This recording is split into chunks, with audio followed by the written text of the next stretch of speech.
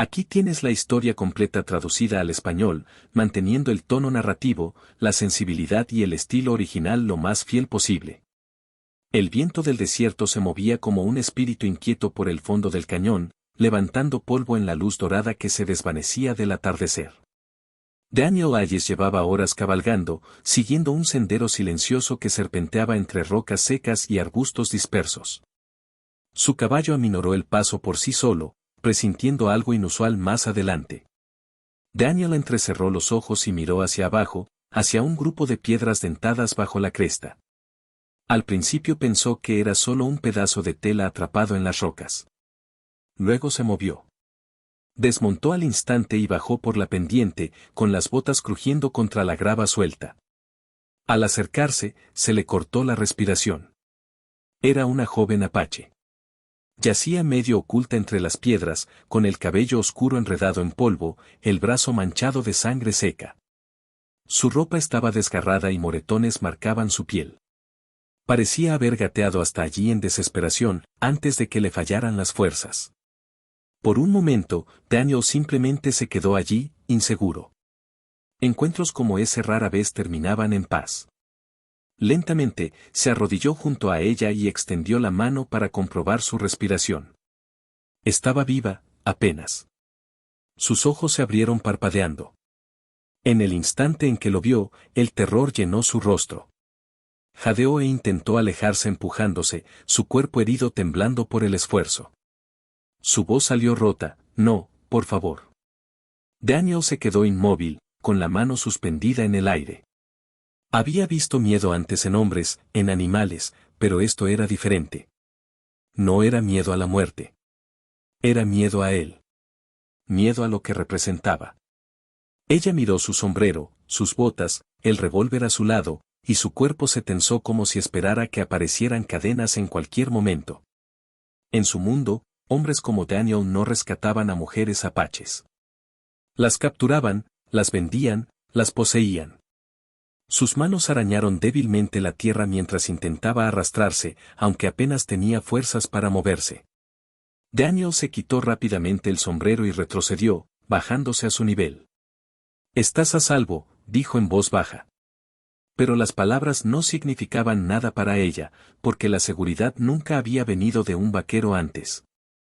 Su respiración se aceleró, el pánico creciendo en sus ojos mientras se preparaba para lo que creía que vendría después. Daniel se dio cuenta entonces de que curar sus heridas sería la parte fácil. Ganarse su confianza sería la verdadera batalla. Cuando despertó de nuevo, el mundo se sentía desconocido. El techo sobre ella era de tablones de madera áspera en lugar de cielo abierto. El aire olía a humo de pino y a algo cálido, reconfortante. Por un momento, no se movió, su cuerpo rígido por la confusión. Luego el recuerdo regresó. El cañón. El vaquero. Sus ojos se abrieron de golpe y se incorporó con un jadeo repentino de dolor. Vendajes limpios envolvían su brazo y hombro. Sus heridas habían sido lavadas.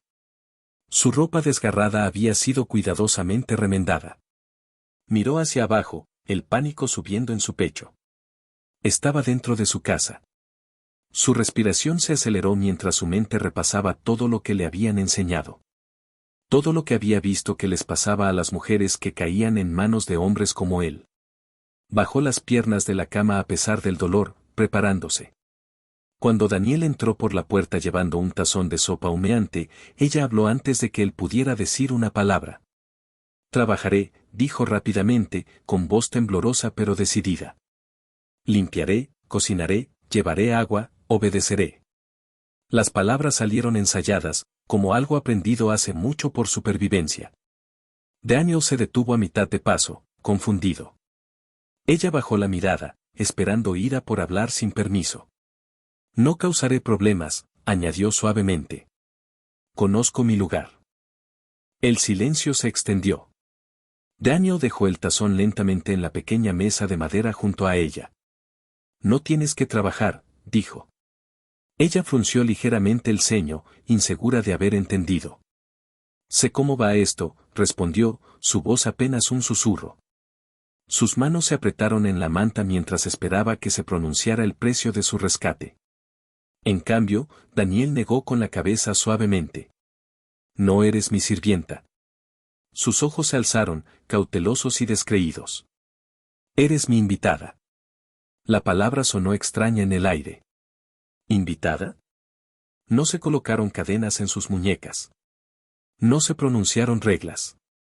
No siguieron demandas. Solo un tazón de sopa caliente y un hombre que retrocedió para darle espacio. Ella lo miró fijamente, buscando en su rostro engaño, crueldad escondida tras la amabilidad. Pero no encontró nada. Por primera vez desde que los asaltantes la habían tomado semanas atrás, desde que el miedo se había convertido en su compañero constante, sintió algo desconocido agitarse en su pecho. No seguridad, aún no, sino la más leve posibilidad de que tal vez no volviera a ser poseída. Los días siguientes transcurrieron en silencio, marcados no por órdenes ni exigencias, sino por una extraña e infrecuente paciencia. Ella permaneció cautelosa, observando cada movimiento de Daniel, como si esperara el momento en que su bondad desapareciera. Cada mañana despertaba con el mismo pensamiento, hoy mostrará su verdadera naturaleza. Pero cada día terminaba igual. Nada cambiaba. Nunca alzaba la voz. Nunca entraba sin golpear ligeramente el marco de la puerta primero. Dejaba la comida en la mesa sin esperar que le agradeciera. Por las noches, dormía en una silla junto a la chimenea en lugar de tomar la cama. Ella lo notaba todo. La confianza no llegaba fácilmente. El miedo había vivido demasiado tiempo dentro de sus huesos. Incluso la más pequeña bondad parecía una trampa a punto de saltar. Cuando insistía en ayudar, él solo permitía cosas pequeñas, traer agua, alimentar al caballo, barrer el suelo, y aún así la trataba no como sirvienta, sino como alguien que elegía estar a su lado. Una tarde sacó una silla de montar y señaló hacia el caballo afuera. Deberías montar, dijo simplemente. Sus ojos se abrieron por la incredulidad. Montar era libertad. La libertad no se daba a los cautivos. Aún así, lo siguió afuera, con pasos vacilantes. Le mostró cómo montar despacio, guiando sin tocar a menos que fuera necesario.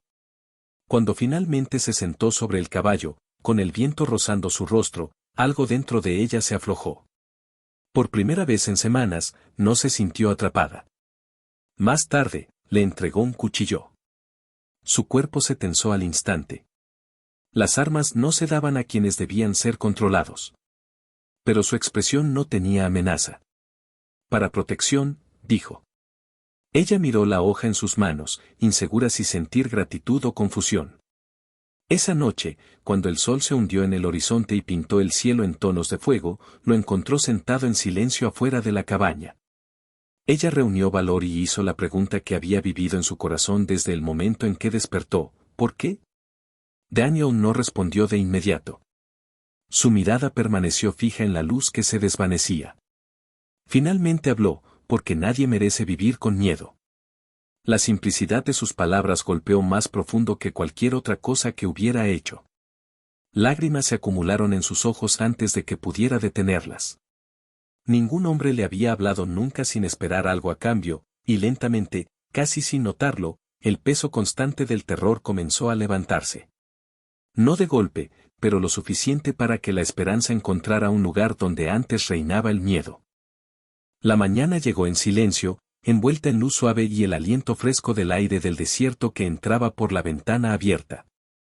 Había estado despierta mucho antes del amanecer, sentada al borde de la cama, escuchando el ritmo constante de un mundo que ya no se sentía completamente hostil. Sus heridas habían sanado, los moretones se habían desvanecido, su fuerza había regresado, y con ella vino la pregunta que había evitado hacerse: ¿y ahora qué? Cuando salió, encontró a Daniel ya allí ensillando un caballo. Las correas de cuero crujían bajo sus manos mientras trabajaba con movimientos calmados y practicados. No pareció sorprendido de verla allí. Simplemente terminó de ajustar la silla y se apartó. El caballo estaba listo para ella. La comprensión se asentó lentamente en su pecho. No le estaba pidiendo que se quedara. No esperaba nada a cambio. La estaba dejando ir. Eres libre de irte, dijo en voz baja.